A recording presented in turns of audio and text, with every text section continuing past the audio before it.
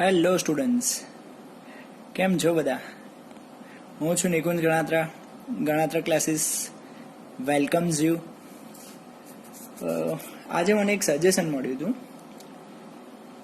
કે મારે લેક્ચર હિન્દીમાં રેકોર્ડ કરવું જોઈએ. તો તમારો શું સુઝાવ છે આ વાત ઉપર? શુડ જો મારે કરવું જોઈએ તો તમે મને લખીને કમેન્ટમાં, વિડીયોની નીચે કમેન્ટ લખીને જણાવો કે યસ ઓર નો, મારે હિન્દીમાં લખવું મતલબ ચલાવવું જોઈએ લેક્ચર હવે નેક્સ્ટ. બરાબર છે? તમે જેમ કહેશો એમ હું એક્શન લઈશ. બરાબર? કે પછી જેમ ગુજરાતીમાં ચાલે છે એમ ચાલવા દઉં. હવે આજે આપણે DRCS RCC, જેમ આપણે લાસ્ટ લેક્ચરમાં એક્સિયલી લોડેડ કોલમ ની થિયરી, કોડલ પ્રોવિઝન્સ જોયા હતા. બરાબર છે? ઇન્ટ્રોડક્શન ટાઈપનું થોડું પતી ગયું હતું. આજે એક્ઝામ્પલ સ્ટાર્ટ કરવાના છે. શું વિચાર છે? થોડી ઘણી વાતો કરીએ પહેલા. હે, રાત્રે 1:45 થયા છે અત્યારે.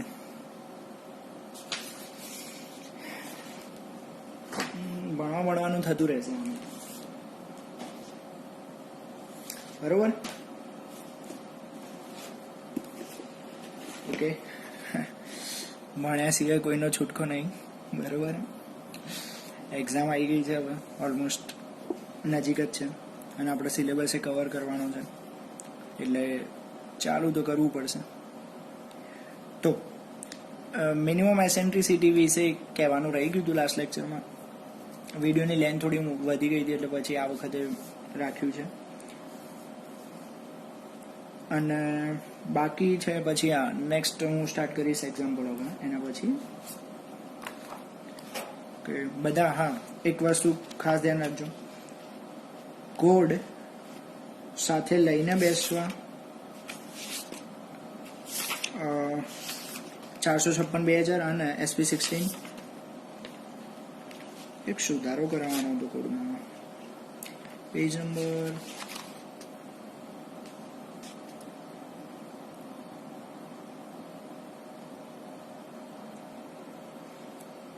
અહીંયા આગળ પેજ નંબર 49, 456/2000 માંથી પેજ નંબર 49 ઓપન કરો. એની અંદર લાસ્ટ ટાઈમ આપણે જોયું હતું લેટરલ ટાઈઝ માટે પીચ અને ડાયામીટર. બરોબર છે? તો ડાયામીટરની અંદર જે તમને કોડલ પ્રોવિઝનમાં બે વસ્તુ કીધી હતી, બે કન્ડિશન્સ, એક હોવી જોઈએ. જો અહીંયા લખ્યું છે, diameter of the polygonal links or lateral ties shall be not less than 1/4 of the diameter of largest longitudinal bar. આ ફર્સ્ટ કન્ડિશન છે. And in no case less than, અહીંયા આગળ 16 mm લખેલું હશે તમારા કોડમાં, 16 mm લખેલું હશે, જ્યાં આગળ આવશે 6 mm. બરોબર? 16ની જગ્યાએ 6 કરવાનું છે, એટલા માટે પેન્સિલથી આવી રીતે જુઓ, પેન્સિલથી એક જે લખેલું છે આગળ એને ભૂસી નાખો, મતલબ ચેકી નાખો. બરોબર છે? ખાસ ધ્યાનમાં લેજો આ વાતને. બરોબર છે? પેજ નંબર 49, ફરીથી રિપીટ કરું છું, પેજ નંબર 49. ડાયામીટરની અંદર લેટરલ ટાઈઝનો જે ડાયામીટર છે અહીંયા આગળ, ડાયામીટરની અંદર 16 mm ની જગ્યાએ 6 mm કરી નાખો. બરોબર? પેન્સિલથી એક નંબરને ચેકી નાખો. ક્લિયર?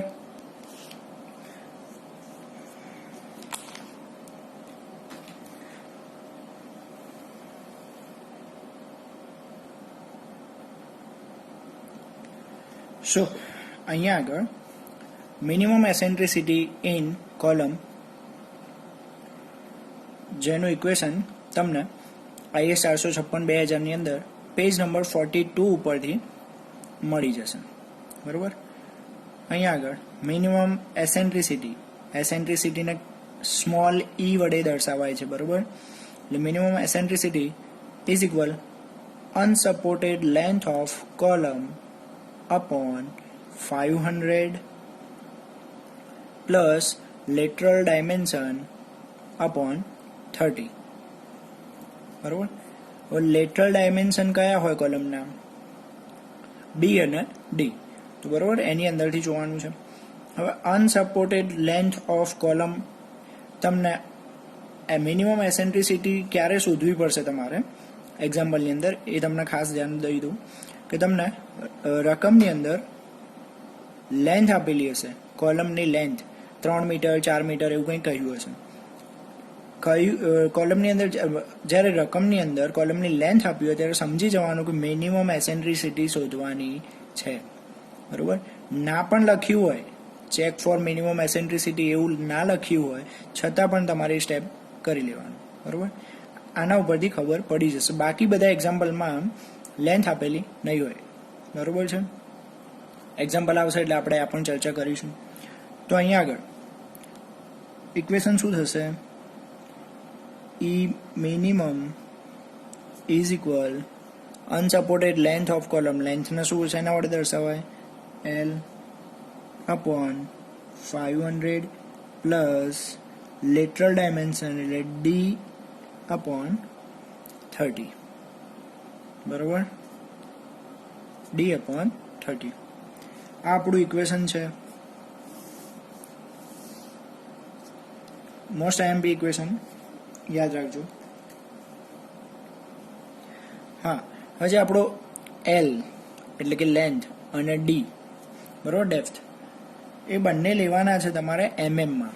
જો તમને લેન્થ આપી હોય 3 મીટર કે 4 મીટર તો 3 મીટરને એમએમમાં કન્વર્ટ કરી નાખવાના એટલે 3000 mm.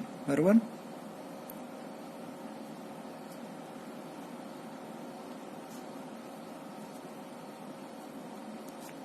L and D are in mm. અને એક બીજું ક્રાઇટેરિયા યાદ રાખવાનું છે કે એસેન્ટ્રિસિટી જે E મિનિમમ છે એ હંમેશા 20 mm કરતાં વધારે હોવું જોઈએ. બરોબર. E minimum greater than 20 mm આપણને કોણ કહે છે? Codal provisions. બરોબર. IS કોડમાં આવું કહેલું છે, એટલા માટે આપણે ફોલો કરવાનું છે. બરોબર. હવે એક બીજું ઇમ્પોર્ટન્ટ થિંગ કે અહીંયા આગળ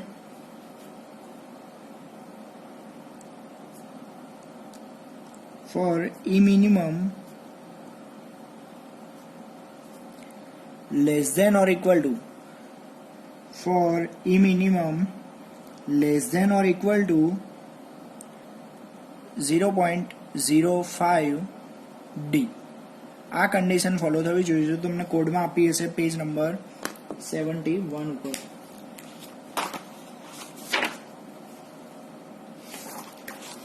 ઓકે, અહીંયા જુઓ, તમને અહીંયા લખીને આપેલું છે minimum એસેન્ટ્રિસિટી as per 5.4 does not exist 0.05 times the lateral dimension. બરોબર.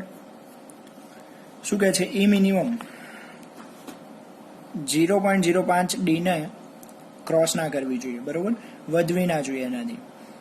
એટલે હવે આપણને E મિનિમમની તો વેલ્યુ ખબર જ હતી. કેટલી હતી? 20 થી વધારે જ લેવાની. એટલે માની લો કે આપણે લીધી અહીંયા 20. બરોબર. સમજવા પૂરતું હાલ હમણાં 20 લઈએ. E minimum is equal 20 mm. Therefore, હવે આ ઇક્વેશનની અંદર વેલ્યુ મૂકીને જોઈએ. બરોબર છે.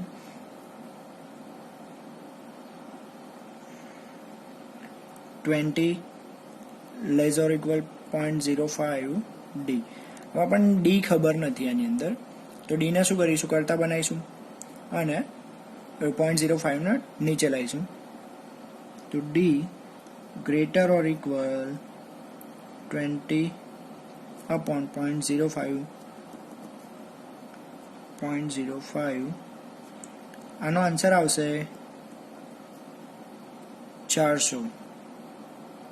તો શું કહે છે? કોલમના ડાયમેન્શનની અંદર આપણે જે એની ડેપ્થ લઈએ, બરોબર, ડી નો આન્સર શું આવે? Greater than or equal to 400. તો કોલમના જે આપણે ડાયમેન્શન્સ લઈએ એની અંદર ડેપ્થ હંમેશા 400 અથવા 400થી વધારે હોવી જોઈએ. It's compulsory. બરાબર, એનાથી નાનો ડિઝાઇન કરવાનો નહીં. બરાબર છે.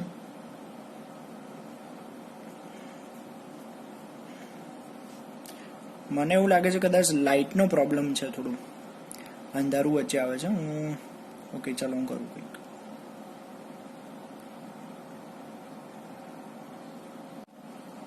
અહીંયા આગળ આપણે શોર્ટ અક્સિયલી લોડેડ કોલમ માટે અલ્ટિમેટ લોડ શોધવાનું ઇક્વેશન જોઈશું. બરોબર છે. હવે લાઇટનો કોઈ પ્રોબ્લેમ નથી ને? ઓકે. જેમ આપણે લાસ્ટ લેક્ચરમાં જોયું હતું કે કોઈ કોલમ હોય તો એની અંદર અહીંયા આગળ શું છે? રેઇન્ફોર્સમેન્ટ. બરાબર. આ બધા પોર્શનમાં શું છે દેખાય છે? અહીંયા આગળ શું છે? કોન્ક્રીટ. બરાબર છે. હવે આ બધો જ હશે કોન્ક્રીટનો એરિયા અને આ 4 રેઇન્ફોર્સમેન્ટનો એરિયા. એ બંનેનો સરવાળો કરીએ તો આપણને શું મળે? ગ્રોસ એરિયા, જે ગયા લાસ્ટ લેક્ચરમાં મેં સમજાવ્યું હતું. બરોબર છે. એજી એટલે શું થયું? Gross area. ગ્રોસ એરિયા એટલે ટોટલ એરિયા, બીજું કશું નહીં. Is equal area of concrete plus area of still in compression. બરોબર. તો આ બંનેના સરવાળાથી આપણને શું મળ્યું? ગ્રોસ એરિયા મળ્યો. તેવી જ રીતે પણ લોડ શોધવો હોય તો લોડ માટે કયું ઇક્વેશન? તો અલ્ટિમેટ લોડ શોધવાનો છે આપણે. બરોબર. એટલે PU અલ્ટિમેટ લોડ શોધવાનો છે, એટલે PU. હવે લોડ કોના કોના ઉપર લાગે છે? એક લાગે છે કોન્ક્રીટ ઉપર અને બીજો લાગે છે સ્ટીલ ઉપર. તો અહીંયા આગળ PC પ્લસ PS. અહીંયા આગળ સમજણ પડી.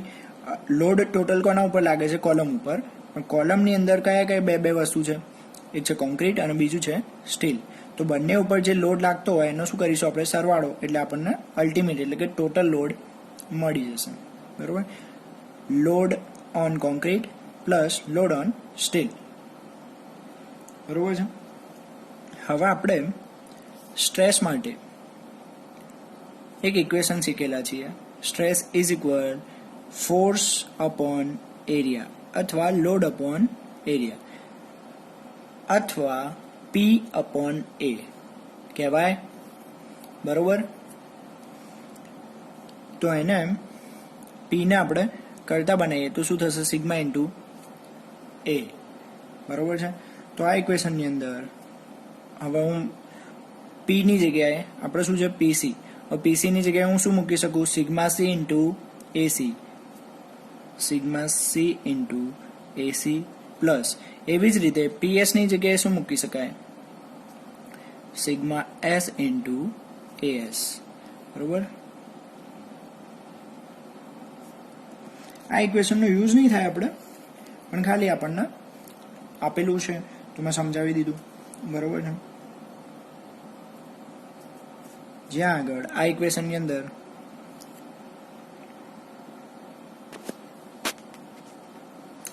આ ઇક્વેશનની અંદર PU શું છે? અક્સિયલ load on column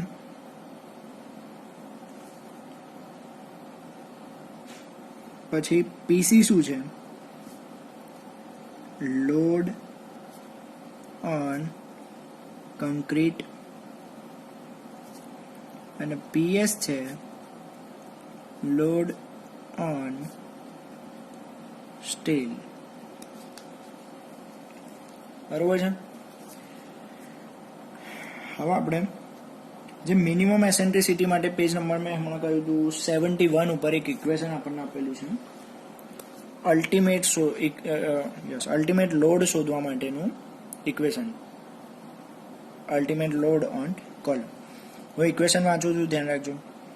PU is equal 0.4 FCK into AC plus 0.67 FY into ASC. બરોબર છે. હવે આની અંદર 0.4 એમના એમ છે. એફસીકે શું છે? કોન્ક્રીટનો ગ્રેડ. જે આપણને કોન્ક્રીટનો ગ્રેડ આપ્યો હોય એની જગ્યાએ મૂકી દેવાનો. એસી એટલે area of concrete plus 0.67 FY આપ્યા છે એટલે આપણને સ્ટીલનો ગ્રેડ આપ્યો છે, અને એએસસી એટલે સ્ટીલનો એરિયા. બરોબર. આ બધું શોધીને વેલ્યુ પુટ કરીશું એટલે શું મળશે આપણને? પીયુ શું છે? Ultimate load. તો આ ઇક્વેશન આપણા માટે કામનું છે. બરોબર. હું અહીંયા લખું છું ઇક્વેશન, તમે નોટ ડાઉન કરી લેજો equation. 0.4 FCK into AC plus 0.67 FI into ASC. બરોબર છે. પેજ નંબર 71 ઉપર આપેલું છે આ ઇક્વેશન. મોસ્ટ આઈએમપી ઇક્વેશન છે આ ચેપ્ટરમાં. આ ઇક્વેશન દરેક એક્ઝામ્પલની અંદર યુઝ થશે. બરોબર છે. તો હવે આપણે એક્ઝામ્પલ તરફ જઈએ. સ્ટાર્ટ કરીએ એક્ઝામ્પલ. અહીંયા આગળ મેં એક એક્ઝામ્પલની રકમ લખી છે. હું વાંચું છું રકમ, તમે લોકો વિડીયો પોઝ કરીને રકમ લખી લેવાની પોતાના ચોપડામાં. બરોબર છે. સમજજો ધ્યાનથી. Determine the ultimate load capacity. Ultimate load એટલે શું થયું? PU. એ આપણને શોધવાનું કહી દીધું. ઓફ અ રેક્ટેન્ગ્યુલર કોલમ કેવો છે? રેક્ટેન્ગ્યુલર. એ પણ આપણને ખબર પડી ગઈ. Section of 400 mm by 600 mm. આપણને શું આપે છે? ડાયમેન્શન આપી દીધા છે. 400 બાય 600 નો કોલમ છે. Reinforced with 6 numbers of 28 mm diameter bar. 6 સળિયા મૂકેલા છે કોલમની અંદર. બરોબર. 28 mm ના ડાયામીટરના. બરોબર. Consider concrete of grade M25. 25 ના ગ્રેડનો કોન્ક્રીટ છે એટલે FCK શું થશે? 25. And steel of grade 415. 415 નું સ્ટીલ છે. એઝ્યુમ ધેટ E મિનિમમ એટલે કે minimum eccentricity is less than 0.05 times lateral dimension. શું કહી દીધું? ઓલરેડી એઝ્યુમ કરી લો એવું, એટલે તમારે પ્રૂવ કરવાની જરૂર પડશે નહીં એક્ઝામ્પલમાં. બરોબર છે. ડાયરેક્ટ PU વાળું ઇક્વેશન મૂકીને એની અંદર વેલ્યુ મૂકી દેવાની ને આન્સર લાવી દેવાનો. બરોબર છે. તો અહીંયા આગળ હવે મારી સાથે તમે લોકો ફર્સ્ટ ગિવન ડેટા લખો.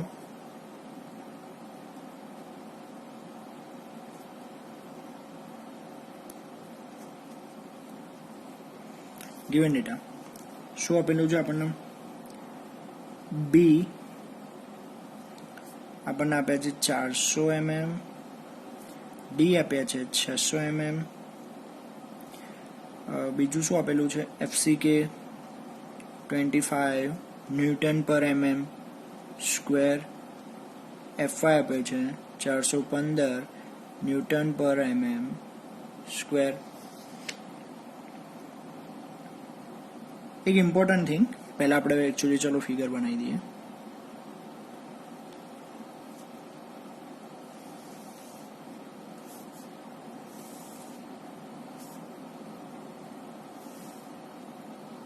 બરોબર. 6 સળિયા કીધા છે. 2 આપણે સળિયા ગોઠવી દઈએ. 3 4 5 6. બરોબર. તો આ બધા શું થશે?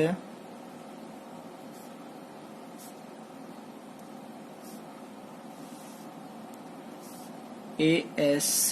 બરોબર. થઈ શકે? આ બાજુ એરો નથી મારતો. બરોબર છે. અહીંયા આગળ જોઈ લેજો. હવે આપણે ઇક્વેશન મૂકીશું. આપણું જે ઇક્વેશન છે PU અલ્ટિમેટ લોડનું. તો સાથે સાથે તમે પણ લખતા રહો. PU નું ઇક્વેશન શું હતું? 0.4 FCK into AC plus 0.67 FY into ASC. બરોબર છે. આના સાથે તમારે લખી દેવાનું IS 456 2000 પેજ નંબર 71. આટલું તમારે લખી દેવાનું. હવે આપણે આની અંદર જોઈએ તો PU આપણને ખબર નથી, એ શોધવાનું રકમમાં પહેલું જ કીધેલું છે. 0.4 એઝ ઇટ ઇઝ રહેશે એમને એમ. FCKની જગ્યાએ તમે મૂકશો 25. AC જે તમને ખબર નથી 0.67 એમના એમ. FYની જગ્યાએ તમે મૂકશો 415. ESC તમને ખબર નથી. બરાબર છે, તો તમારે આ બધું વસ્તુ ફાઇન કરવી પડશે. ચલો આપણે ફાઇન કરીએ. હું કહું છું બધું કે તમારે ફાઇન કરવું પડશે, પણ શોધું તો હું જાતે જ છું, તમે લોકો કંઈ કરતા જ નહીં. વાંધો નહીં, ચલો સૌથી પહેલાં શોધો ગ્રોસ એરિયા. હવે શેપ કેવો છે આપણો કોલમનો, તો કે લંબચોરસ. તો લંબચોરસ માટે શું આવે? B into D. એરિયા શોધવાનું સૂત્ર તો શું આવશે? 400 ગુણ્યા 600. તો શું થશે? 24 ગુણ્યા 10⁴ mm સ્ક્વેર. ગ્રોસ એરિયા મળ્યો આપણને. હવે આપણે શોધીશું અહીંયા આગળ area of still in compression. તો કેટલા છે? 6 સળિયા છે, કેટલા? 28 mm ફાઈના. π/4 d². d²ની જગ્યાએ શું આવશે? 28નો સ્ક્વેર. આનો આન્સર લાઈન મને કહો કેટલો આવે છે?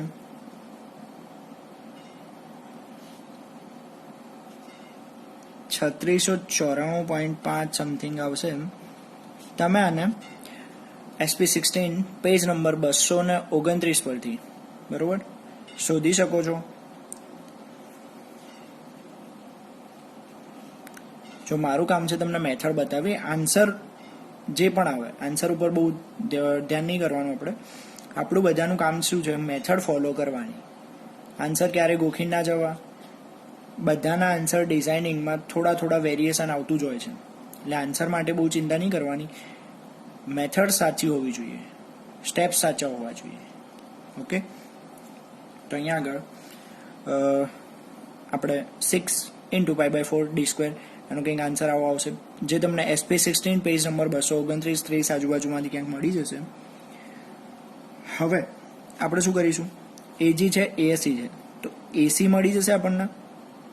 આપણા પાસે એક ઇક્વેશન હતું અહીંયા આગળ, AG is equal AC plus ASC. આ ઇક્વેશન હતું. તો હવે એની અંદર શું કરીશું? આપણે AG ખબર છે, ASC ખબર છે, પણ AC ખબર નથી.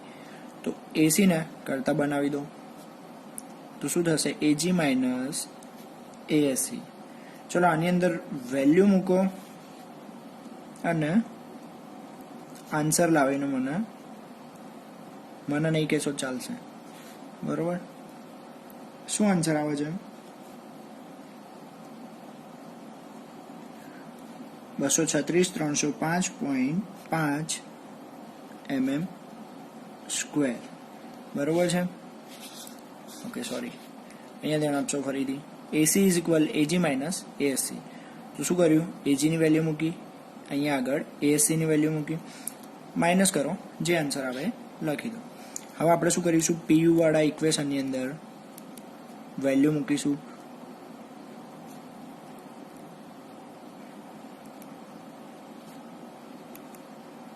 સાથે સાથે ઇક્વેશનના મનમાં બોલતું રહેવાનું, એટલે શું થશે? તમને યાદ થઈ જશે.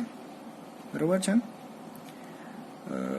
ASC આની અંદર વેલ્યુ મૂકો 0.4 એમના એમ. FCKની જગ્યાએ 25, ACની જગ્યાએ 236,305.5 પ્લસ 0.67 એમના એમ. FYની જગ્યાએ 415 અને ASCની જગ્યાએ 3694. યસ, અહીંયા આગળ 4 છે. બરોબર, 4 વંચાય છે ને, 4.5. આનો આન્સર લાવશો એટલે તમને કંઈક મળશે 236 પ્લસ